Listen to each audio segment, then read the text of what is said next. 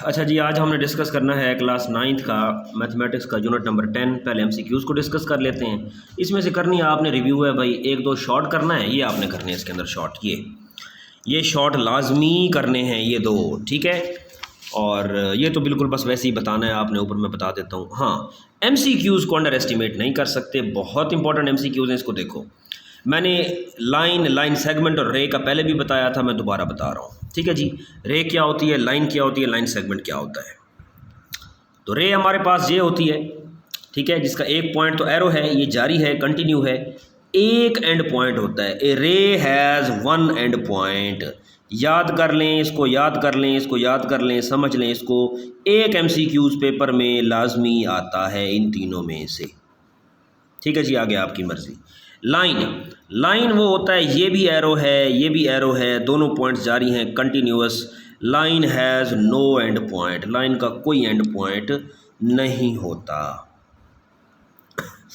Line segment का कोई arrow नहीं है, कोई पॉइंट नहीं है, तो दोनों पॉइंट जो हैं वो जारी हैं, दोनों पॉइंट जारी नहीं हैं, इसके दो एंड पॉइंट होते हैं। लाइन सेगमेंट कहती है हिस्से को है भाई, सेगमेंट कहती है पोर्शन को है, हिस्से को। तो लाइन सेगमेंट के दो एंड पॉइंट होते हैं, लाइन का कोई एंड पॉइंट नहीं होता, और रे का एक एंड पॉइंट होता है।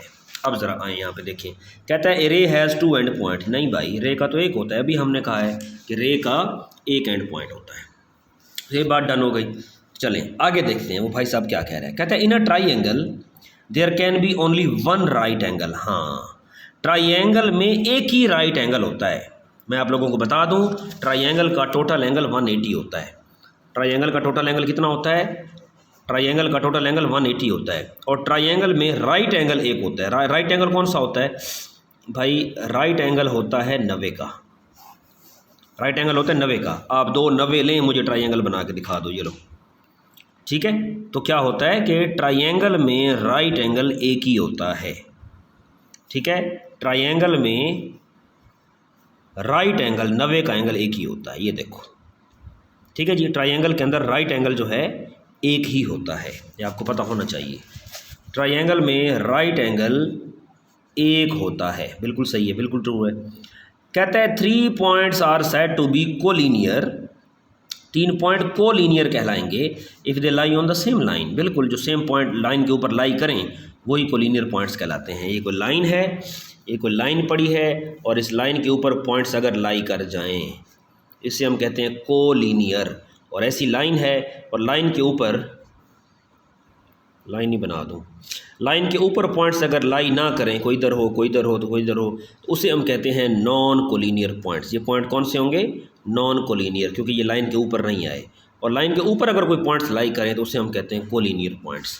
तो ठीक कह रहा है, वो कह रहा है कि 3 points are said to be collinear if they lie on the same line. बिल्कुल ठीक है। अगली जो भाई साहब बात कर रहे हैं उसको भी समझें, तो इसको 2 पार्ट में कर लेंगे, नो इशू वीडियो को। तो आगे वो कह रहे हैं कि 2 parallel line intersect at a point. कहते हैं जी पैरेलल लाइंस जो हैं वो एक पॉइंट पे एक दूसरे को काटती हैं। अस्तगफिरुल्लाह, ये तो क्या बात कर दी भाई। आप पैरेलल लाइन को समझो, पैरेलल लाइन क्या होती हैं, ये समझ आ गया तो बात समझ आ गई। पैरेलल लाइंस हमारे पास होती हैं। कहते हैं जी अब पैरेलल की डेफिनेशन पहले समझो भाई, पैरेलल होता क्या है। पैरेलल लाइंस हमारे पास होती हैं तो आप कहोगे 2 lines are said to be parallel if they never cut, never touch, never meet at a point. एक बात हो गई। और अगली, and having same distance apart. 2 लाइनों के बीच में सेम डिस्टेंस होना चाहिए। कल never cut, never touch, never meet at a point. कल को कोई लाइनें टच कर रही हैं, कट कर रही हैं, आप उसे कह दो नहीं भाई ये पैरेलल नहीं है, ठीक है जी। ना एक दूसरे को कट करें लाइनें, ना एक दूसरे को टच करें, ना एक दूसरे को मीट करें, ठीक है। And having same distance apart, उनके दरमियान डिस्टेंस सेम होना चाहिए। कल को एक लाइन ऐसे हो, ऐसे, और दूसरी लाइन ऐसे हो, आपको कोई कहे कि जी पैरेलल हैं, तो आप यहाँ से यहाँ तक फासला देख लो, कितना फासला है, इतना, ठीक है। और यहाँ से यहाँ तक फासला देख लो कितना, ये सेम है। यहाँ और यहाँ फासला सेम है, यहाँ और यहाँ फासला सेम है, नहीं है। तो हमने कहा है कि पैरेलल लाइन तो वो होती हैं जो एक दूसरे को कट भी ना करें, टच भी ना करें, मीट भी ना करें, नहीं कर रही, ठीक है। दूसरी बात, हैविंग सेम डिस्टेंस अपार्ट, उनके दरमियान सेम डिस्टेंस होना चाहिए। ये डिस्टेंस सेम है? नहीं है, तो ये पैरेलल लाइंस नहीं है भाई। पैरेलल लाइंस वो होती हैं जो एक दूसरे को ना कट करें ना टच करें और उनके दरमियान डिस्टेंस भी सेम हो। ठीक है, बताना मकसद है कि पैरेलल लाइन ये होती हैं जिनके दरमियान कोई डिस्टेंस जो है वो सेम हो, ये होती हैं पैरेलल लाइंस। और वो भाई साहब क्या कह रहा है, अब उसकी बात ज़रा सुनो। कहता है पैरेलल लाइन एक दूसरे को कट करती हैं, एक दूसरे को इंटरसेक्ट करती हैं। तो हो गया ना यहाँ पे गलत बात, तो ये फाल्स हो गया। Two lines can intersect only at one point. बड़ी प्यारी बात है। कहता है जी दो लाइनें एक दूसरे को सिर्फ एक ही पॉइंट पे काट सकती हैं। आपने कार्टेशियन प्लेन पढ़ा होगा यूनिट नंबर 8 में। यूनिट नंबर 8 में हमने कार्टेशियन प्लेन पढ़ा कि दो लाइनें हैं, एक दूसरे को कितने पॉइंट पे काट रही हैं, ज़रा देख के बताएं। ये दो लाइनें एक दूसरे को कितने पॉइंट पे काट रही हैं?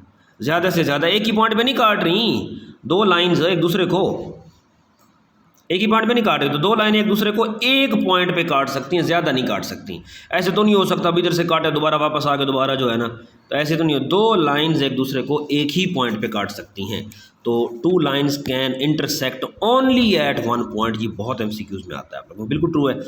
आगे कहता है भाई साहब ए triangle of congruent sides has non congruent angles. नहीं भाई, कॉन्ग्रुएंट का मतलब होता है, आप अपनी ज़बान में समझ लो कि मुतमासिल, इक्वल, बराबर। तो कहता है जिसकी साइड बराबर हो उसके एंगल बराबर कैसे नहीं हो सकते? भाई एंगल बराबर हैं तो साइड बराबर होती हैं ना। कहता है ऐसी ट्राइंगल जिसकी साइड तो कॉन्ग्रुएंट हैं लेकिन एंगल कॉन्ग्रुएंट नहीं है, कैसे कैसे हो सकता है? दो ट्राइंगल अगर आपस में कॉन्ग्रुएंट है तो देखो इसकी साइडें चेक करो, ये दोनों सेम है। क्यों? इनके एंगल सेम है। इनके एंगल जब डिफरेंट होंगे तो उनकी साइड भी डिफरेंट होंगी। मैं इसके एंगलों को छेड़ दूं, इसकी एंगल छेड़ दूं, तो इसकी साइड और इसकी साइड आपस में मैच नहीं करेगी।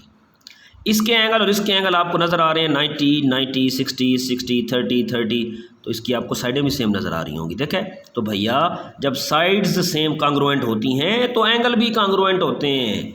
नॉन नहीं आना चाहिए यहाँ पे, ठीक है। तो ये भी फॉल्स हो गया। अब हम जी डिस्कस करते हैं आगे अपने शॉर्ट क्वेश्चंस को। अच्छा जी, ये हो गया आपके MCQs और अब डिस्कस करते हैं शॉर्ट क्वेश्चंस को, क्वेश्चन नंबर 3, 4 और 5 को।